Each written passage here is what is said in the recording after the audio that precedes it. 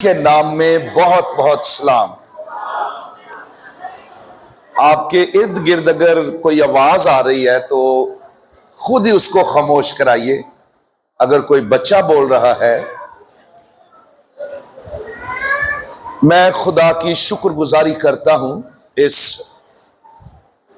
وقت کے لیے، اور خاص کر آج کے ہسٹوریکل دن کے لیے۔ آج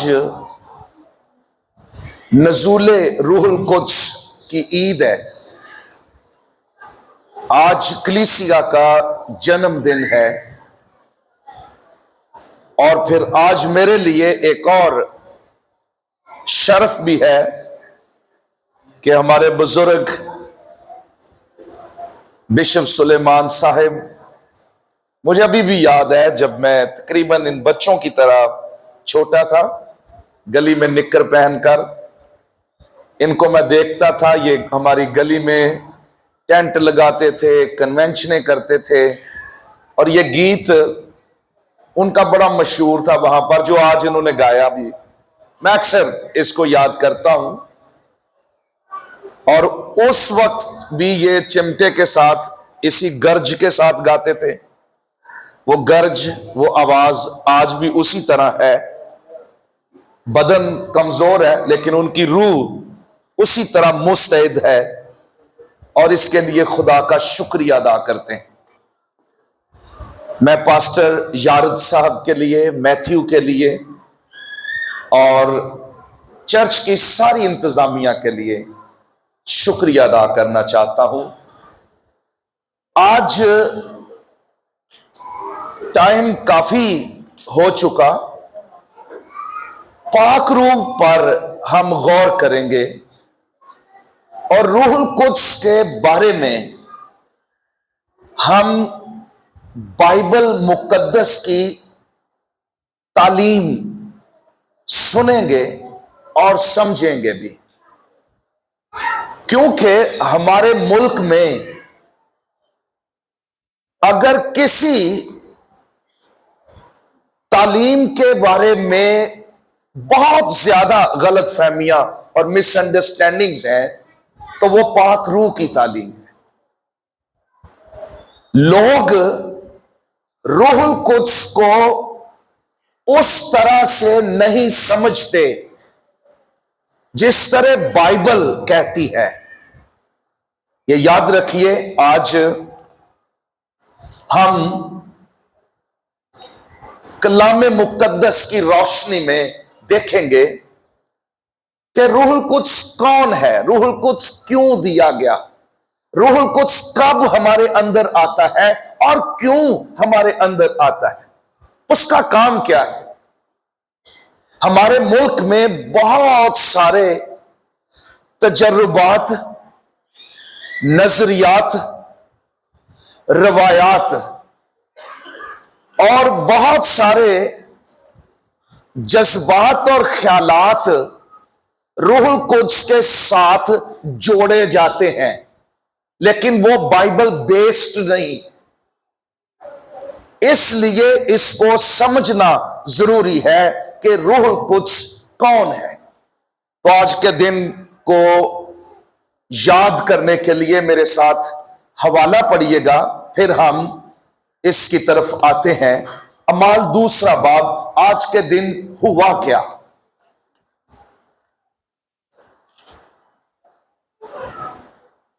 پہلی 8 آیات ہم پڑھیں گے۔ یہ اس لیے بھی میں پڑھ رہا ہوں تاکہ آپ کو پتا ہو یہ دن جو آج ہم سیلیبریٹ کر رہے ہیں، اس دن ہوا کیا تھا۔ جب عید پینتی کوست کا دن آیا تو وہ سب ایک جگہ جمع تھے کہ یکا یک آسمان سے ایسی آواز آئی جیسے زور کی آندھی کا سناٹا ہوتا ہے، اور اس سے سارا گھر جہاں وہ بیٹھے تھے گونج گیا۔ اور انہیں آگ کے شعلے کی سی پھٹتی ہوئی زبانیں دکھائی دی، اور ان میں سے ہر ایک پر آ ٹھہری، اور وہ سب روح القدس سے بھر گئے اور غیر زبانیں بولنے لگے، جس طرح روح نے انہیں بولنے کی طاقت بخشی۔ اور ہر قوم میں سے جو آسمان کے تلے ہے، خدا ترس یہودی یروشلیم میں رہتے تھے، جب یہ آواز آئی تو بھیڑ لگ گئی، لوگ دھنگ ہو گئے۔ اس کی وجہ کیا تھی؟ بھیڑ کیوں لگی؟ کیونکہ ہر ایک کو یہی دیتا تھا کہ یہ میری ہی بولی بول رہے ہیں۔ غور کیجئے، وہ غیر زبانیں بھی تھی، لیکن میریکل پینتیکوس کا یہ تھا کہ ساری قومیں سمجھ رہی تھی کہ وہ کیا کہہ رہے ہیں۔ ان کو سمجھ آ رہی تھی کہ یہ اٹریکشن یہ تھی کہ یہ گلیلی، ہم اتنی زبانیں، ہماری زبان میں ہم اس کو کیسے سمجھ رہے ہیں؟ اور سب حیران اور تعجب ہو کر کہنے لگے کہ بولنے والے کیا سب گلیلی نہیں؟ پھر کیوں کر ہم میں سے ہر ایک اپنے وطن کی بولی سنتا ہے۔ آج روح القدس کے نزول کا دن ہے۔ پہلی بات میں کچھ کانسیپٹ کلیئر کرواتا چلا جاؤں گا کہ سمجھیں۔ روح القدس صرف پینتیکوست یا پینتیکوست سے ہی کام نہیں کر رہا، روح القدس ازل سے کام کر رہا ہے۔ پیدائش پہلے باب میں دوسری تیسری آیت میں لکھا ہوا ہے، اور خداوند کی روح پانیوں کی سطح پر جنبش کرتی تھی، ویران اور سنسان جگہوں پر جنبش کرتی تھی۔ اس وقت سے ہی خدا کا روح صرف پینتیکوس سے ہی کام کرنا شروع نہیں ہوا۔ اس میں فرق یہ ہے، ارے خدا کا روح سمسون پر آیا، جدعون پر آیا، داؤد پر آیا، اور لکھا ہوا ہے بار بار خداوند کی روح ان پر نازل ہوئی اور اس نے ہزاروں دشمنوں کو مارا۔ خداوند کی روح سمسون پر نازل ہوئی اور اس نے شیر کو پھاڑ دیا۔ خداوند کی روح اس پر نازل ہوئی ایلیا پر۔ تو خدا کا پاک روح شروع سے کام کر رہا ہے۔ پھر پینتیکوس پر روح القدس کے نزول میں اور پرانے عہد نامے میں کیا فرق ہے؟ پرانے عہد نامے میں پہلا فرق یہ ہے، روح القدس خاص لوگوں پر خاص وقت میں خاص کام کے لیے آتا تھا، اور ان میں 3 طرح کے لوگ ہیں، نبی، بادشاہ اور کاہن۔ یہ 3 اسپیسیفک خاص لوگ تھے جن پر روح آتا تھا اور وقتی طور پر آتا تھا، ان کو خاص کام کے لیے ایمپاور کرنے کے لیے ان کے اوپر ٹھہرتا تھا، اور وہ ان سے کام لیتا تھا۔ روح آتا تھا، وہ نبوت کرنا شروع کر دیتے تھے۔ روح آتا تھا، سمسون کو طاقت ملتی تھی اور وہ کام کرتا تھا، خدا کے مقصد کو پورا کرتا تھا۔ لیکن پینتیکوس پر کیا ہوا؟ پینتیکوس کے دن پہلا معجزہ یہ ہوا کہ روح القدس وقتی طور پر ان پر ٹھہرنے کے لیے نہیں آیا۔ میں اکثر پڑھاتا ہوں جب تو ہم چھوٹے چھوٹے جو لفظ ہیں پریپوزیشنز ان کو کہتے ہیں،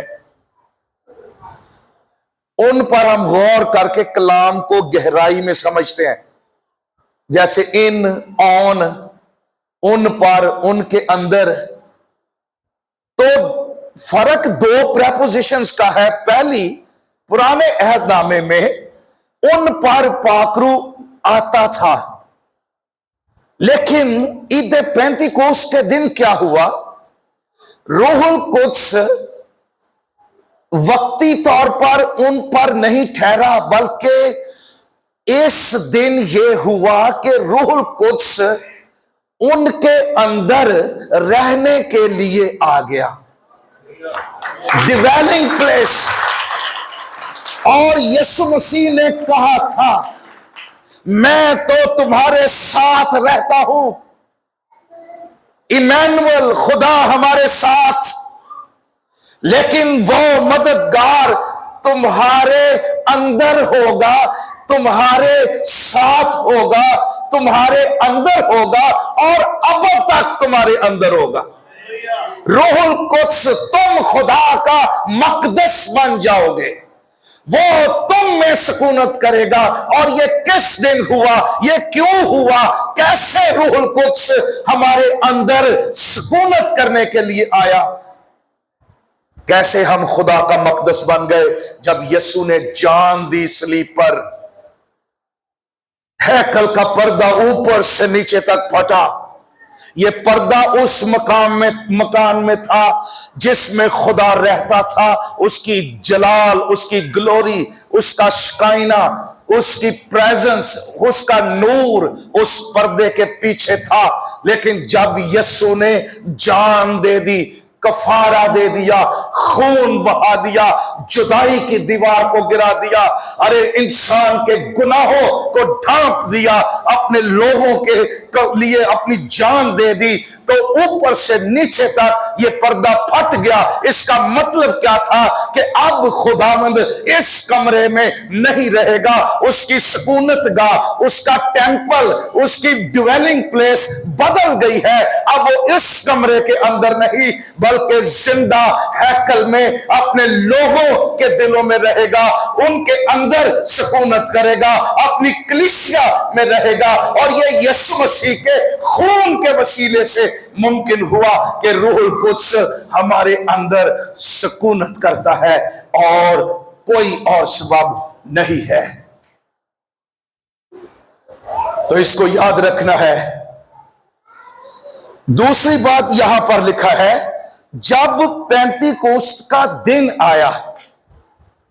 पेंतिकोस्त तो यहूदियों का त्योहार है। इसका रूहुल कुद्स के साथ क्या ताल्लुक है? इसी दिन रूहुल कुद्स क्यों आया? यहूदी साल में 7 ईदें मनाते थे। यह अखबार 23वें बाब में आप पढ़ सकते हैं। उनमें 3 बड़ी ईदें थी जिनके लिए यहूदी सारी दुनिया से यरूशलेम साल में 3 दफा उनको आना होता था। यह खुदा की तरफ से हुक्म था। उनमें पहली ईद फसा है, पुरानी ईद खुदा ने खुद मुकर्रर की। और ये ईदें प्रोफेटिक थी, इनमें मैसेज था। ये सिर्फ फेस्टिवल नहीं थे, इनमें रूहानी सच्चाइयां छुपी हुई थी।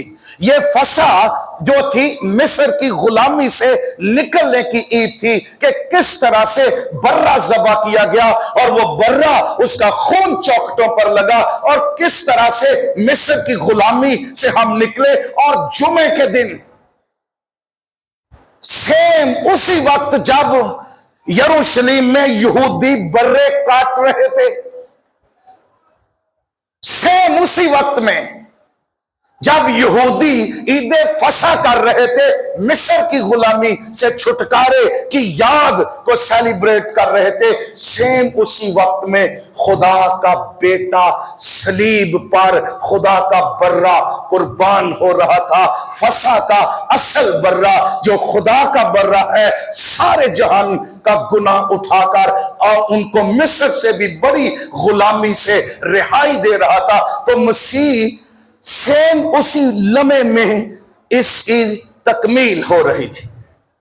दूसरी ईद ईद पेंतिकोस्त थी फसा के बाद।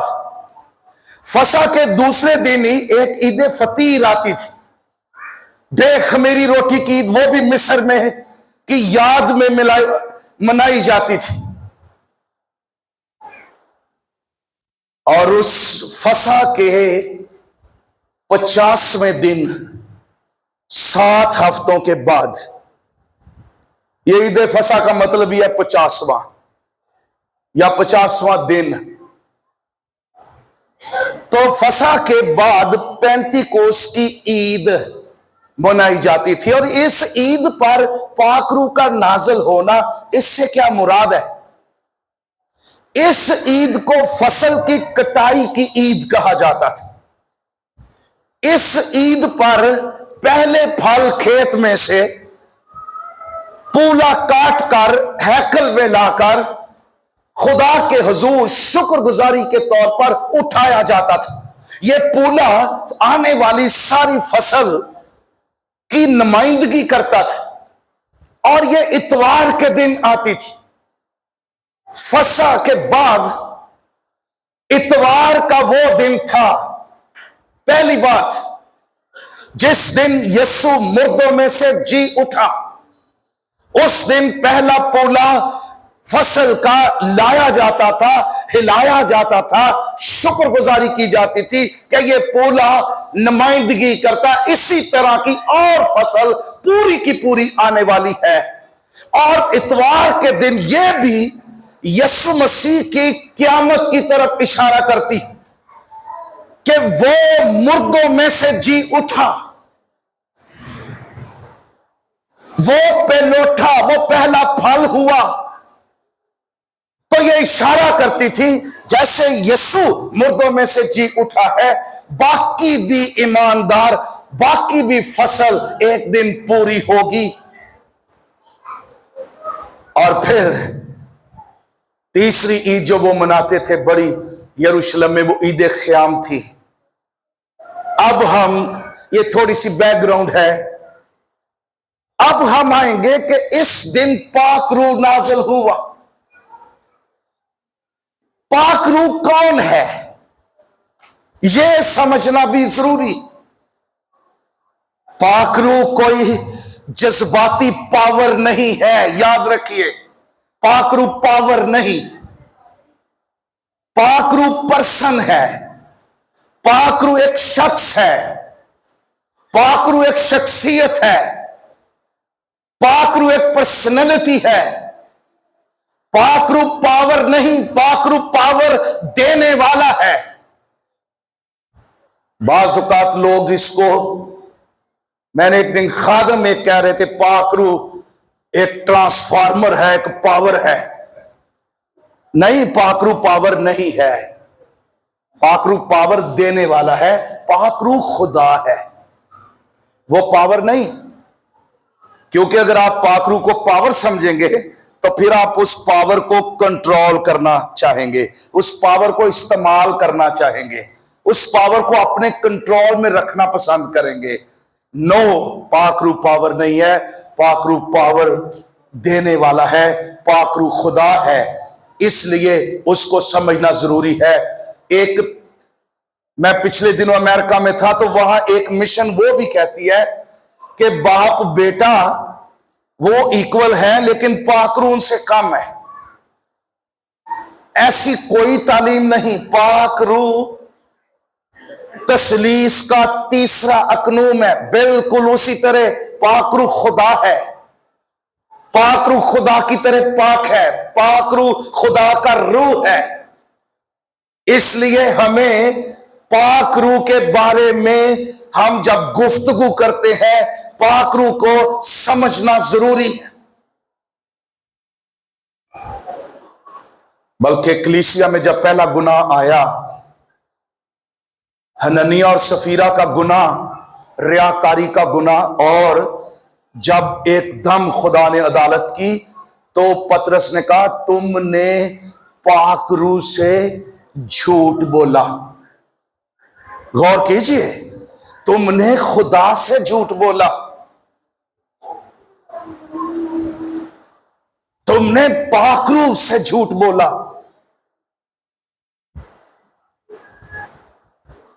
اور ایک دم ان کی عدالت ہوئی.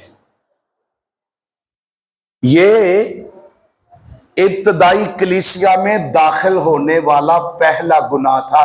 آج اس کو گناہ نہیں سمجھا جاتا. گناہ کیا تھا؟ کیا تھا گناہ؟ اچھا، گناہ ریاکاری کا گناہ تھا دراصل، کہ انہوں نے اپنی زمین بیچی. اور کسی نے، نہ پترس نے کہا، کسی نے نہیں کہا کہ اپنی زمینیں بیچ کر ہمیں دو. اس سے پہلے لکھا ہوا ہے برناباس کے بارے میں اور لوگوں کے بارے میں کہ وہ اپنی زمینیں بیچ کر خود پرسنل کنوکشن کے ساتھ وہ شاگردوں کے پاؤں کے رکھ رہے تھے. انہوں نے ان سے متاثر ہو کر، انہوں نے اپنی کنوکشن کے ساتھ کیا. انہاں کیا کلیسیا چ انہاں دی تے بلے بلے ہو گئی ہے. اور انہوں نے ان سے متاثر ہو کر خود فیصلہ کیا کہ اپنی زمین بیچ دی اور کچھ پیسے رکھ لیے اور کہا سارے پیسے یہی. ریاکاری تھی، جھوٹ تھا. لیکن یاد رکھیے ایکشن بڑا سیریس تھا. مجھے کسی نے کہا ایک دن، کیونکہ میں اعمال کی کتاب پڑھاتا بھی ہوں، کہ پادری صاحب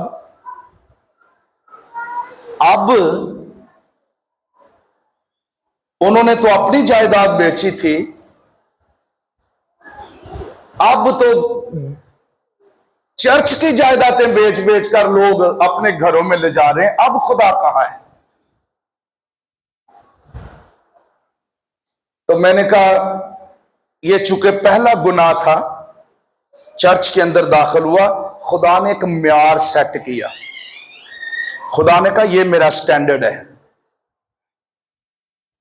اب اگر پہلی بات تو میں نے کہا اگر خدا اسی طرح ہون ایکشن لوے تے چرچ ہی خالی ہو جائے، پھر جنازے پڑھاؤتے رہے ایماندار پادری. سچ بات کہہ رہا ہوں. اگر خدا ایسا ایکشن نہیں لے رہا، عدالت نہیں کر رہا، اس نے عدالت کا ایک دن مقرر کر دیا ہے، وہ ہوگی. لیکن چونکہ وہ اپنے فضل سے اس کو لمبا کرتا جا رہا ہے، لوگوں کو ٹائم دے رہا ہے کہ وہ سمجھیں کہ وہ غیور خدا ہے، وہ پاک خدا ہے، وہ بدی کے ساتھ کمپرومائز نہیں کرتا ہے. اس لیے اس کے پاک روح کے بارے میں، خدا کے بارے میں اپنی نیت، ارادے، اپنے آپ کو درست کریں. تو پاک روح جو ہے وہ خدا ہے. اب دوسری بات جو یسوع مسیح نے کہی پاک روح کے بارے میں، یسوع مسیح نے کہا پاک روح مددگار ہے. پاک روح کون ہے؟ مددگار، ہیلپر. اور یسوع مسیح نے کہا دوسرا مددگار. یہ وہ چیپٹر تھا 14واں باب یوحنا کی انجیل کا، جب یسوع مسیح نے اپنے جانے کی باتیں کی تو شاگرد گھبرا گئے. وہ کہنے لگے خداوند تو کہاں جاتا ہے؟ ہمیں کیوں چھوڑ کر جا رہا ہے؟ ہم کیا تیرے بغیر کریں گے؟ یسوع مسیح نے کہا تمہارا دل نہ گھبرائے. پہلی بات ان کو انکرج کیا. پھر دوسری بات یسوع مسیح نے کہا میں جاتا ہوں اور میں باپ سے درخواست کروں گا، وہ تمہیں دوسرا مددگار بخشے گا. پہلا مددگار یسوع ہے جو بدن میں تھا، ان کے ساتھ رہتا تھا اور وہ یسوع کے ساتھ رہتے تھے، اور وہ یسوع کو بطور مددگار سمجھتے تھے کہ جب یہ کشتی میں ہمارے ساتھ ہوتا ہے، طوفان آتا ہے، یہ طوفان تھما دیتا ہے. جب ہمیں بھوک لگتی ہے، یہ جب پیسوں کی ضرورت پڑتی ہے، وہ کہتا ہے فلاں مچھلی پکڑو اور اس کو کاٹو اور اس میں تمہیں پیسے ملیں گے. جب جال خالی ہوتے ہیں، وہ کہتا ہے یہاں جال ڈالو، اور وہ ہماری مدد کرتا ہے، وہ مددگار ہے۔ شاگرد ایسے یسوع کے ساتھ رہنا پسند کرتے تھے، وہ ان کا مددگار تھا، ان کے ساتھ تھا، ان کو حوصلہ دیتا تھا، ان کے لیے جنگیں لڑتا تھا، ان کو انکریج کرتا تھا، ان کو پروٹیکٹ کرتا تھا، اور شاگرد یسوع سے الگ نہیں ہونا چاہتے تھے۔ بلکہ یسوع مسیح نے ان کو یہ بھی احساس دلایا، ایک دن وہ کشتی میں نہیں تھا، یسوع مسیح نے کہا، چونکہ یسوع اس وقت باڈی میں تھا اور وہ لمیٹڈ تھا، وہ ایک جگہ ہوتا تھا دوسری جگہ نہیں، باڈی میں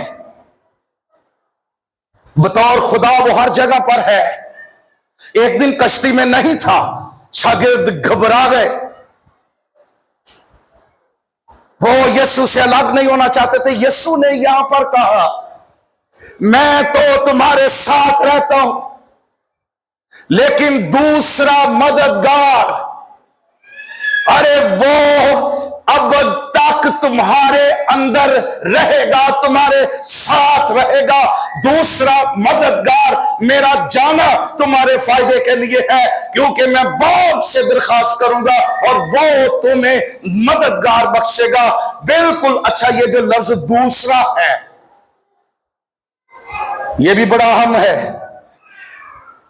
یونانی زبان میں دو طرح کے لفظ ہیں دوسرے کے لیے، ایک ہے ہیتھروس، یعنی جیسے یہ گھڑی ہے اس طرح ایک اور گھڑی شاید آپ کے پاس ہو، وہ کسی اور سٹائل کی، اور مٹیریل اور کمپنی، اس کو کہتے دوسری گھڑی یا دوسرا۔ ایک لفظ ہے الاس یونانی میں جو یسوع نے استعمال کیا، وہ ہے دوسرا لیکن سیم اسی طرح کا، دوسری گھڑی، same quality, same design, same company, same اسی مٹیریل کی۔ تو جب یسوع کہہ رہا تھا دوسرا مددگار، تو یسوع کہہ رہا تھا وہ مددگار بھی کوئی فرق اجنبی نہیں ہے، وہ سیم میری طرح کا ہے، جیسے میں تمہارے ساتھ ہوں، روح القدس تمہارے اندر ہوگا، وہ بالکل میری طرح ہی کا ہے، جیسے میں ہوں، میری طبیعت، میری نیچر، میری اتھارٹی، وہ بھی اسی طرح کا مددگار ہے، اور وہ تمہارے ساتھ ہوگا، وہ تمہاری مدد کرے گا۔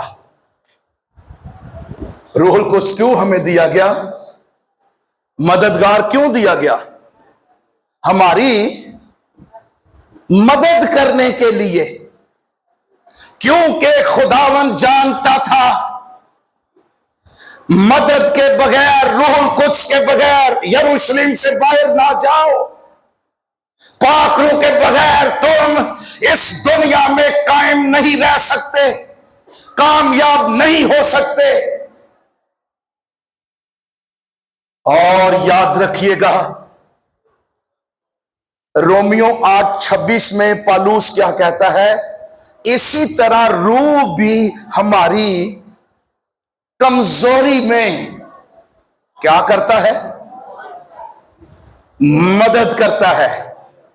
جو مددگار ہے، اسی طرح روح بھی ہماری کمزوری میں، کس میں کیا کرتا ہے؟ اونچی بولیے۔ اسی طرح روح بھی ہماری کمزوری میں، پالوس کہہ رہا تھا میں بھی کمزور ہوں۔ اچھا، وہاں کس کمزوری کا ذکر کرتا ہے پالوس؟ وہاں کس کمزوری کا ذکر کر رہا ہے؟ کون سی کمزوری ہے جس کا وہ ذکر کر رہا ہے؟ آگے لکھا ہوا ہے وہ کمزوری یہ ہے، اسی طرح روح بھی ہماری کمزوری میں مدد کرتا ہے، کیونکہ جس طرح ہمیں دعا کرنی چاہیے ہم نہیں جانتے۔ یعنی ہماری کمزوری کیا ہے؟ جس طرح سے ہمیں دعا کرنی چاہیے ہم نہیں جانتے۔ یہ وہ مذہبی دعا نہیں ہے، اج کل تو کتاباں چ لکھیاں پڑھ کے بھی لوگ کر لیندے نے،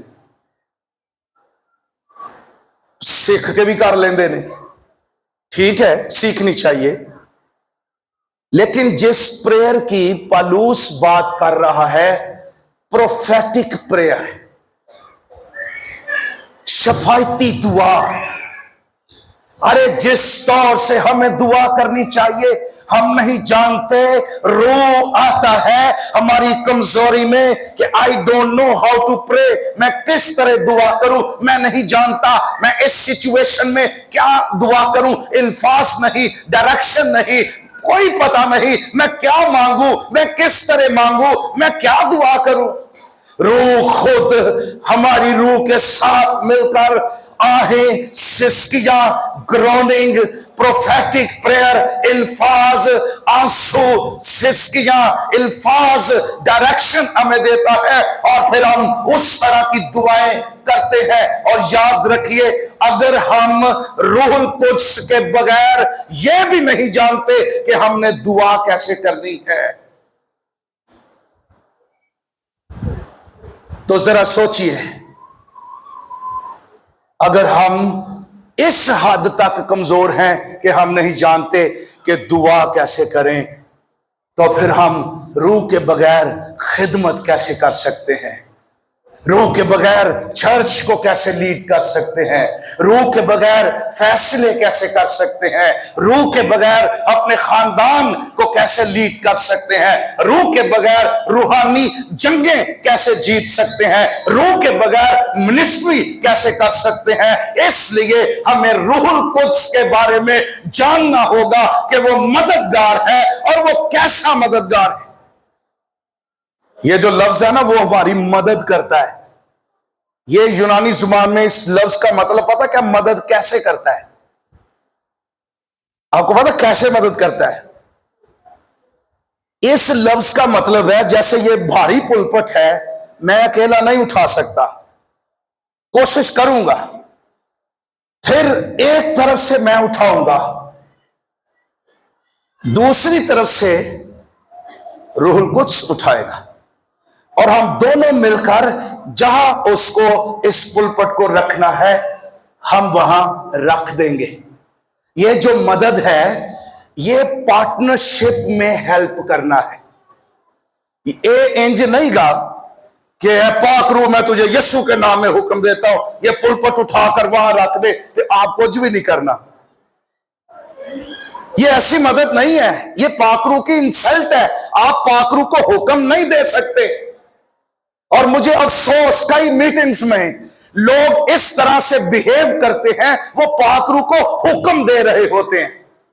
نو، یہ غلط ہے۔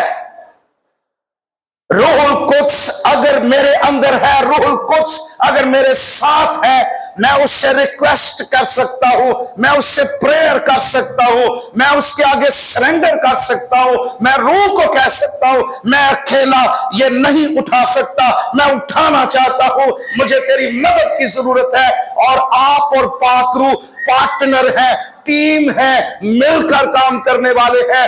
اس لیے روح کی پارٹنرشپ میں آپ پہاڑوں کو بھی اٹھا لیں گے، روح کی پارٹنرشپ میں آپ بڑے بڑے چیلنجز کو بھی فیس کر لیں گے، روح کی پارٹنرشپ میں آپ کی خدمت فلرش ہوگی، اور روح کی پارٹنرشپ میں آپ کی خدمت میں لوگ تبدیل ہوں گے، چرچ گرو کرے گا روح کی پارٹنرشپ میں، کیونکہ آپ جان گئے ہیں کہ آپ کمزور ہیں۔ اسی طرح روح بھی ہماری کمزوری میں، یہ کمزوری کا احساس ہمیشہ ایماندار کے اندر رہنا چاہیے۔ کمزوری ہمیں روح پر ڈیپینڈ کرنا سکھاتی ہے۔ اے پاک روح میں یہ کام نہیں کر سکتا، I need your help۔ لیکن آج کام پاک روح کے بغیر بھی ہو رہے ہیں، لوگ عادی ہو چکے ہیں، لوگ پیسے کی طاقت سے بھی کام کر لیتے ہیں، ٹیکنالوجی سے بھی کام کر لیتے ہیں، تجربے سے بھی کام کر لیتے ہیں، بہت سی اپنی حکمت کے ساتھ بھی کام کر لیتے ہیں، اور کبھی وہ فیل بھی نہیں کرتے کہ ان کو پاک روح کی ضرورت بھی ہے، وہ پاک روح پر ڈیپینڈ ہی نہیں کرتے، وہ محسوس ہی نہیں کرتے کہ مجھے پاک روح کی ضرورت بھی ہے۔ یہ بالکل لودیکین مینٹالٹی ہے۔ लुदीकिया के चर्च में क्या था? तूस कहता मैं दौलतमंद हो गया हूं और किसी चीज का मोहताज नहीं। कई दफा वसाइल इतने जब आ जाएं चर्च के पास तो वो पाकरू की जगह वसाइल ले लेते हैं। फिर लोग आहिस्ता आहिस्ता पाकरू पर डिपेंड करने की बजाय वो अपने पैसे पर, अपने रिसोर्सेज पर, अपनी टेक्नोलॉजी पर, अपनी और चीजों पर वो रूह को उसको रिप्लेस कर लेती है और हम उन चीजों से काम लेना शुरू कर देते हैं। काम तो ले लेंगे लेकिन उनमें प्रोडक्टिविटी नहीं होगी, उनमें नताइज नहीं होंगे, उनमें ट्रांसफॉर्मेशन नहीं होगी, उनमें फ्रूटफुलनेस नहीं होगी, उसमें तरक्की नहीं होगी, उसमें तब्दीली नहीं होगी, उसमें असल ग्रोथ नहीं होगी, असल बरकत नहीं होगी। काम तो होंगे लेकिन उसमें रूह की जिंदगी नहीं होगी। इसलिए हमें इन चीजों को समझना है। रूहुल कुद्स जो है ये मददगार है और ये हमारी कमजोरी में मदद करता है। अब हमारी कमजोरी में मदद तो करता है लेकिन रूहुल कुद्स मेरे अंदर कब आता है? कब वो मेरे अंदर आता है? ये बड़ा अहम सवाल है। किस वक्त वो मेरे अंदर सुकूनत करने के लिए आता है और उसका पहला काम मेरी जिंदगी में कब शुरू होता है? बाइबल मुकद्दस कहती है पहला काम जो रूहुल कुद्स हमारी जिंदगी में आकर करता है वो यूहन्ना 16वां बाब उसकी 7वीं 8वीं आयत है कि वो पहला काम किसी भी इंसान की जिंदगी में उसका उस वक्त शुरू होता है जब वो उसको उसके गुनाह के बारे में मुजरम ठहराता है, उसको कन्विंस करता है, उसके अंदर गहरा एहसास पैदा करता है कि वो गुनहगार है और उसे यीशु की जरूरत है, कायलियत देता है। ये उसका पहला काम। याद रखिए ये खुदा के फजल का पहला काम कि वो इंसान को जो गुनाह के अंदर है,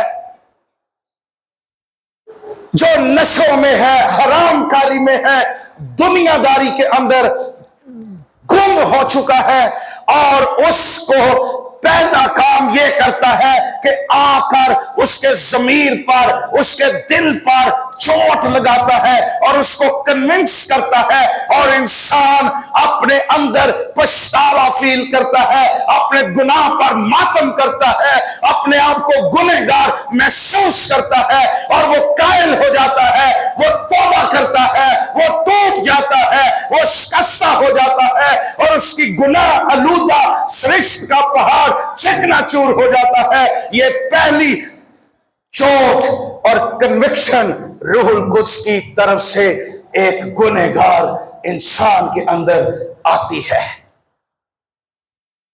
इसलिए रूहुल कुद्स मददगार है। मैं अपनी बात करूं, मेरे मां बाप ने जितना मुझे पीटा और मारा है चर्च जाने से और स्कूल जाने से, जितनी सजाएं मुझे दी गई, मैं इतना घिनौना था, इतना गंदा था, इतना पापी था, इतनी बुरी सोबत थी, मार खा खा के मैं और ढीठ होता चला गया और कभी बदला नहीं, बल्कि मैंने घर छोड़ दिया, आवारा हो गया, भाग गया। नफरत होगी मुझे चर्च से और मां बाप से भी। एक वक्त आया मुझे कोई तब्दील नहीं कर सकता था। फिर मेरे बाप ने मेरे लिए दुआएं करनी शुरू की। उसको जब समझ आई कि ये ना जोर से और ना तवानाई से है, ये मेरा काम बदलना नहीं, मेरा काम मैं अपने बच्चे को तब्दील नहीं कर सकता, ये मिनिस्ट्री रूहुल कुद्स की है, ये पाक रूह का काम है। अरे जब ये आपको समझ आ जाएगी, आपके बच्चों की जिंदगी में, चर्च में, मोहल्लों में گلیوں میں لوگ توبہ کرنا شروع ہو جائیں گے. اصل نئی پیدائش کے معجزے ہوں گے جب روح القدس کے لیے آپ دعائیں کریں گے کہ اے روح القدس تو میری دعاؤں کا جواب دے, تو میری منادی میں قدرت پیدا کر تاکہ لوگ ٹوٹیں, ان کے دلوں کو قائل کر, ان کو تبدیل کر, ان کو نئی پیدائش بخش دے, ان کو تبدیلی کا تجربہ بخش دے. یہ کام روح القدس کا ہے. تیتس کے خط میں پالوس کیا کہتا, ذرا غور کیجئے گا, لکھا 3 باب میں, تیتس 3 باب اس کی 3 آیت میں, کیونکہ ہم بھی پہلے نادان, نافرمان, فریب کھانے والے, رنگ برنگ کی خواہشوں اور عیش و عشرت کے بندے تھے, بدخواہی حسد میں زندگی گزارتے تھے, نفرت کے لائق تھے, کینہ رکھتے تھے. مگر جب ہمارے منجی خدا کی مہربانی اور انسان کے ساتھ اس کی الفت ظاہر ہوئی تو اس نے ہم کو نجات دی. لیکن کیسے؟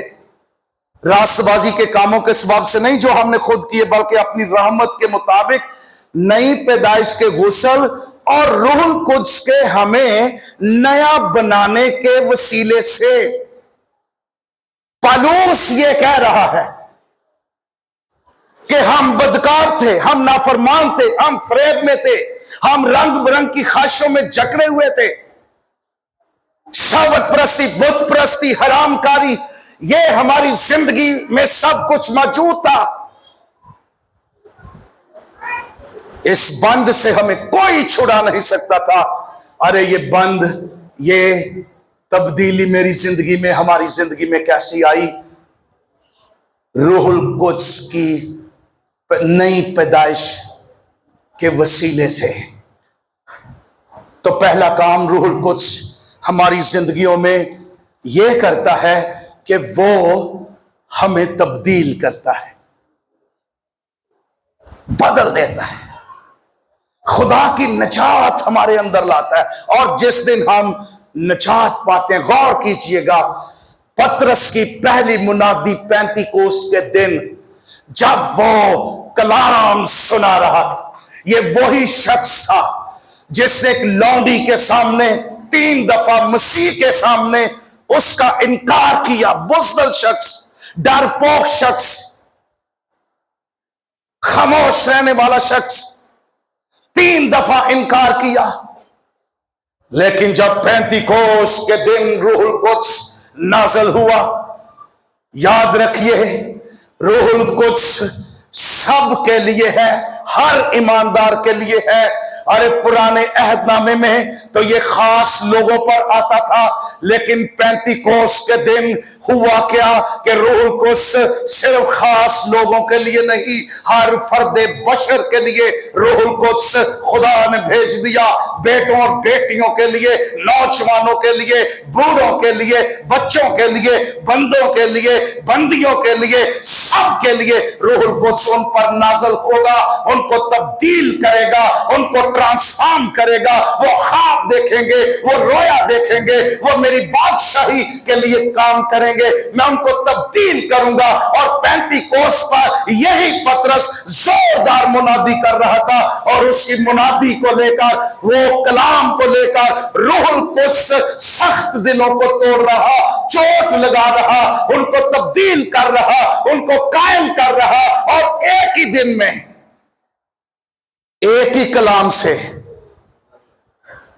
3000 تبدیل ہو گئے.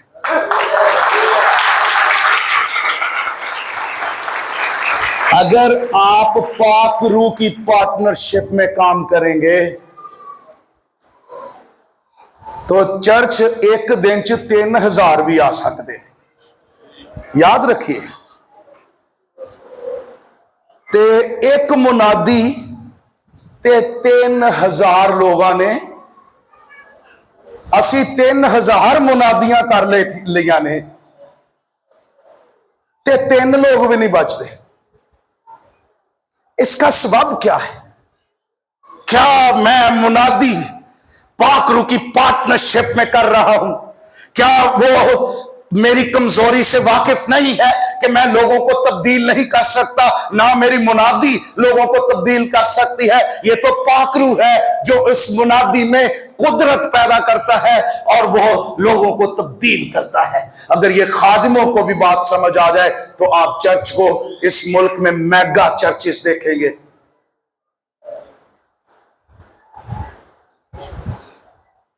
تو پاک روح کا پہلا کام یہ ہے، وہ ہمیں تبدیل کرتا ہے۔ اور جس دن ہم یسوع مسیح کو قبول کرتے ہیں اس دن خدا کا پاک روح ہمارے اندر آ جاتا ہے۔ یہ افسیوں پہلا باب اس کی 13ویں آیت پر غور کیجئے۔ اور اسی میں تم پر بھی جب تم نے کلام حق کو سنا جو تمہاری نجات کی خوشخبری ہے، اس پر ایمان لائے، پاک مودہ روح کی مہر لگی۔ کب پاک روح کی مہر لگی؟ وہ ہمارے اندر آ گیا جب ہم نے کلام سنا، اس نے کلام نے ہمارے دلوں پر چوٹ کی، ہم نے یسوع مسیح کو اپنا نجات دہندہ قبول کیا توبہ کر کے، تو روح القدس تم انعام میں پاؤ گے۔ اس دن جو سچی توبہ کر کے یسوع کے خون سے دھل جاتا ہے، نجات پا جاتا ہے، ایمان لاتا ہے، روح القدس اس کے اندر آ جاتا ہے سکونت کرنے کے لیے، اس کی مدد کرنے کے لیے، اس کو پاک روح کے پھل دینے کے لیے، نعمتیں دینے کے لیے، یسوع کی مانند بنانے کے لیے روح القدس اس کے اندر رہ کر کام شروع کر دیتا ہے، مدد شروع کر دیتا ہے، اور اب تک اس کے اندر رہے گا جب تک یسوع کی آمد کے لیے اس کو تیار نہیں کر لیتا اور آسمان پر اس کو نہیں لے جاتا۔ وہ اس وقت تک اس کے اندر رہ کر کام کرے گا۔ اگر آپ نجات یافتہ ہیں تو پھر پاک روح کہاں پر ہے؟ کہاں پر ہے پاک روح؟ کہاں پہ ہے پاک روح؟ پھر ہمارے اندر۔ تم خدا کا مقدس ہو اور خدا کا روح تم میں، تو پھر ہم تو کہتے ہیں پاک روح اتر رہا۔ پاک روح کہاں ہے؟ ہمارے اندر۔ ارے پاک روح کو اندر اس کی پارٹنرشپ کو انڈرسٹینڈ کیجئے، پاک روح کے ساتھ فیلوشپ میں، ریلیشن شپ میں گرو کیجئے۔ پاک روح کا آنے کا پہلا کام کہ وہ ہمیں تبدیل کرتا ہے، دوسرا کام پاک روح کا، وہ ہمارے اندر آ کر کیا کرتا ہے؟ صرف آتا نہیں، پاک خدا کا مقصد صرف ہمیں نجات دینا نہیں، نجات تو میں مل گئی، پاک روح ہمارے اندر آ گیا، نجات سے بھی اس کے بھی بعد بڑا مقصد خدا کا ہر ایماندار کی زندگی میں ہے، اور وہ مقصد یہ ہے ہر ایماندار کو وہ یسوع کی مانند بنانا چاہتا ہے، اس کی صورت پر ڈھالنا چاہتا ہے۔ اگر خدا کا مقصد ہمیں صرف نجات دینا ہوتا تے پھر اسے دینی جڑا نجات پاندا انہوں کہندا بھی آج آسمان تے تجھے نجات مل گئی، میرا مقصد پورا ہو گیا۔ نہیں، خدا کا مقصد صرف نجات دینا نہیں ہے، خدا کا مقصد ہے کہ درجہ بدرجہ اس کے بیٹے کے ہم شکل بنانا، اس کے بیٹے کی طرح کامل، اس کے بیٹے کی طرح پاک، اس کے بیٹے کی طرح جلالی، اس کے بیٹے کی طرح میرا مزاج، میری طبیعت، میری زندگی ہو، اور میں ہر روز، اور پاک روح کا کام میری زندگی میں کیا ہے؟ وہ یہ ہے کہ مجھے جسم پر غلبہ بخشے، جسم کے کاموں پر غلبہ بخشے۔ روح القدس میری زندگی میں مسلسل یہ کام کر رہا ہے کہ وہ جسم کے کاموں، حرام کاری، بت پرستی، یہ ساری چیزوں سے مجھے پاک کرتا اور میرے اندر محبت بھرتا۔ روح کا پھل محبت، خوشی، اطمینان، یہ مسیح کا کریکٹر اور اس کی طبیعت اور اس کا مزاج وہ میرے اندر ڈیولپ کرتا ہے، اور وہ مجھے ہر روز پاک کرتا ہے۔ دوسرا کرنتھیوں 3:16 میں 15 में लिखा, 18 में लिखा हुआ है कि रूहुल कुद्स हर रोज दर्जा बदर्जा हमें जलाली सूरत पर ढालता है। रूहुल कुद्स मेरी जिंदगी में आकर क्या करता है? यीशु की जलाली सूरत पर मुझे ढाल रहा है, मुझे ग्रेसफुल कर रहा है, मुझे गुस्सा निकाल कर वो मुझे हिल्म मेरे अंदर भर रहा है, नफरत निकालता जाता है और मोहब्बत भरता जाता है। एक चीज से मैं खाली करता जाता है, एक से भरता जाता है, और हम यीशु मसीह की मानिंद बनते चले जाते हैं। ये पाक रूह की सबसे बड़ी खिदमत है जो वो हमारे अंदर रहकर कर रहा है। अब मैं कलाम को, चूंकि मैं तो पिछले 1.5 महीने से अपने चर्च में पाक रूह पे स्टडी दे रहा हूं, अभी और 1-1.5 महीना चलेगी, तो ये तो अभी इब्तदाई बात मैंने की है। पाक रूह कौन है? टाइम हो गया, मुझे आपके चेहरों से भी लग रहा, आप कह रहे हैं मुझे बस कर दें आप तो, लेकिन मैं आपको बताना चाहता हूं कि खुदा का पाक रूह, इसको समझिए, ये सिर्फ गैर जुबानें नहीं है, गैर जुबानें पाक रूह नहीं है। पाक रूह का निशान है उसकी प्रेजेंस, उसकी डिवेलिंग हमारे अंदर। पाक रूह का काम, असल उसकी ऑथेंटिसिटी, रूहुल कुद्स का असल निशान उसके फल है। मोहब्बत, खुशी, इत्मीनान, तहम्मुल, ईमानदारी, दयानतदारी, परहेजगारी, ये करैक्टर है जिससे पता चलता है कि हम पाक रूह के मुआफिक चल रहे हैं या नहीं। किसी भी शख्स को अगर देखना कि यह शख्स पाक रूह से मामूर है, और यह भी बड़ा गलत कॉन्सेप्ट है हमारे मुल्क में, पाक रूह से हमें भर दे भर दे भर दे। अच्छा, पाक रूह से हमें मामूर कर, रूह से भरते जाओ से क्या मुराद है? पिछले दिनों मैंने इस पे टीचिंग दी अपने चर्च में। इससे मुराद ये नहीं है, खुदा कभी रूह नाप नाप के तोल के नहीं देता। पाक रूह कोई लिक्विड नहीं है कि और हमें पाक रूह मिलता है, नहीं, पाक रूह जितना मिलता है उतना ही मिलता है, जितना है उतना ही है। पाक रूह पूरा हमारे अंदर है। पाक रूह से मामूर होने से मुराद यह नहीं कि हमें पाक रूह और मिल रहा है, नो, इसका मतलब है पाक रूह से मामूर होने से मुराद है हम पाक रूह के कंट्रोल में आते रहते हैं। जहां लिखा पाक रूह से मामूर होते जाओ, उसका मतलब है पाक रूह के ताबे होते जाओ। यह उसका मतलब है कि पाक रूह तुम्हारी जिंदगी के तमाम एरियाज में उसका कंट्रोल, उसके मुताहिद होते जाओ, उसके ताबे होते जाओ। रूह के मुआफिक चलना सीखो, रूह की हदायत से चलना सीखो। तुम्हारी गुफ्तगू, तुम्हारी ख्वाहिशें, तुम्हारी जिंदगी, तुम्हारे रवैये, तुम्हारा किरदार, ये सब पाक रूह के ताबे होता चला जाए और वो तुम्हारे ऊपर इन कंट्रोल करता चला जाए और तुम उसके ताबे अपने आप को करते चले जाओ। ये पाक रूह से मामूर होने का मतलब है। तो मेरी दुआ है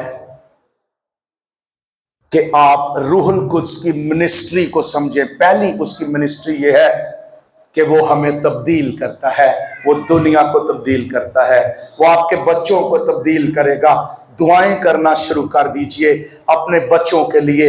अगरचे वो नाफरमान है, खुद गर्ज है, शहवतों में गंदी बातों के अंदर फंसे हुए हैं, आप उन्हें निकाल नहीं सकते। यही हमारी कमजोरी है और रूहुल कुद्स इस कमजोरी में आता है, वो हमारे साथ मिलकर शफायत करता है और उन हमारे बच्चों को तब्दील करता है। और दूसरा उसका काम यह है कि वो हमें यीशु मसीह की मानिंद बनाता है। ये उसकी मिनिस्ट्री है, ये उसका काम है।